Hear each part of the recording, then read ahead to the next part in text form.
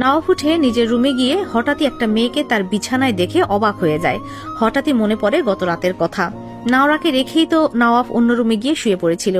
কিরকম এলোমেলো ভাবে শুয়ে আছে, কামিজ সরে গিয়ে কোমরের এক পাশ দেখা যাচ্ছে, পায়ের কাছ থেকে প্লাজো কিছুটা উপরে উঠে গিয়েছে, তার উপর পরনের ওড়নাটাও এক পাশে পড়ে আছে, যেন একটা পিচ্ছি মেয়ে এলোমেলো ভাবে বিছানায় শুয়ে আছে।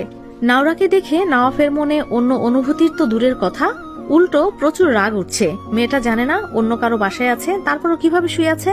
তবে এখন হুট করে রুমে ঢুকে গেলে, মেয়েটা উঠে গেলে লজ্জা পাবে, আবার ডাকলেও সমস্যা। মেয়েটার কথাবার্তার কোনো ঠিক নেই, কখন যে কি বলে দেয় তার ঠিক নেই। তাই নওয়াফ কোনো শব্দ না করে নাওরার দিকে না তাকিয়েই রুমে প্রবেশ করে। আলমারি থেকে নিজের ড্রেস নিয়ে পাশের রুমে চলে যায়, সেখানে ফ্রেশ হয়ে নিবে। ততক্ষণে নিশ্চয়ই নাওরা উঠে যাবে। অন্যদিকে নাওরা এখনো পড়ে পড়ে ঘুমাচ্ছে, ঘুমের ঘোরে হাসছে, মনে হয় কোনো ভালো স্বপ্ন দেখেছে। হঠাৎ তার হাসি মিলিয়ে যায়, মুখে যেন আধার নেমে এসেছে। তারপরই হঠাৎ একটা চিৎকার দিয়ে নাওরা উঠে পড়ে।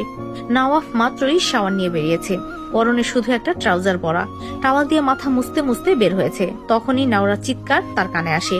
নওয়াফ কোনো রকমে টি শার্টটা পরে রুমে চলে যায়। নাওরা বিছানায় বসে কেমন যেন হাঁপাচ্ছে, এসি তো অন করা, তাও কেমন যেন ঘেমে গেছে মেয়েটা। বিছানার চাদরটা যেন খামচে ধরে রয়েছে। নওয়াফ কি করবে বুঝতে পারছে না। তার কি নাওরার কাছে যাওয়া উচিত এখন? শেষে সব ভাবনা বাদ দিয়ে নাওরার কাছে এগিয়ে যায়। কি হয়েছে তোমার নাওরা? কোনো দুঃস্বপ্ন দেখেছো নাকি? এভাবে হাঁপাচ্ছ কেন? পাশে কারো উপস্থিতি টের পেয়ে নাওরা না দেখেই নওয়াফকে খামচে ধরে। নওয়াফ একটু ব্যথা পেলেও কিছুই বলে না। নাওরা চোখ বন্ধ করে নিজেকে ধাতস্থ করলে পরে বুঝতে পারে কেউ সাথে আছে। পাশে তাকিয়ে নওয়াফকে এতটা কাছে দেখে থতমত খেয়ে যায়। নিজের দিকে তাকিয়ে দেখে তার অবস্থা বেহাল, শরীরে ওড়নাটাও নেই। নওয়াফকে ছেড়ে দিয়েই তাড়াহুড়ো করে নিজের ওড়নাটা গায়ে জড়িয়ে নেয়। আপনি এখানে কেন স্যার? নওরাকে ঠিক হতে দেখে নওয়াফ একটু দূরে গিয়ে দাঁড়িয়ে গম্ভীর কণ্ঠে বলে, ঘুম কি এখনো ভাঙেনি? আমি না, বরং তুমি আমার বাসায় আমারই বেডে বসে আছো। নওরা চারপাশে দেখে তার গতকালের কথা মনে পড়ে, কিভাবে সে এখানে এসেছে সব মনে পড়ে। নওয়াফকে দেখেই বোঝা যাচ্ছে সে মাত্রই হয়তো শাওয়ার নিয়ে বেরিয়েছে। এলোমেলো ভেজা চুলে নওয়াফকে অনেক স্নিগ্ধ লাগছে। ভেজা মাথা থেকে তখনও টুপটুপ করে পানি পড়ছে। বিছানার একদিকে যেখানে নওয়াফ বসেছিল সেখানেও কিছু অংশে পানি দিয়ে ভিজে গেছে। সেটা দেখেই নাওরা বলে, কি করলেন আপনি? মাথায় করে কি পুরো ট্যাঙ্কির পানি নিয়ে চলে এসেছেন নাকি? জায়গাটা পুরো ভিজিয়ে দিয়েছেন। নাওরাকে অস্বাভাবিক দেখে নওয়াফ একটু ভালো ব্যবহার করছিল।